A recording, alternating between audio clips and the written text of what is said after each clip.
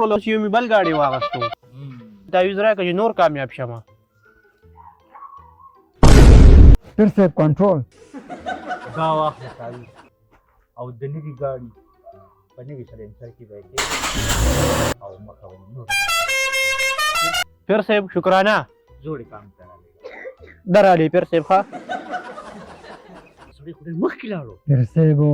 د مرتبې خاوند خو یې که نه دونه کاروبار نه مې شروع کړي دونه پیسې مې وګټلې پیر صاحب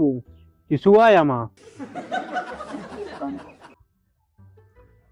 پیر صاحب وایي زما سره لږې پیسې دي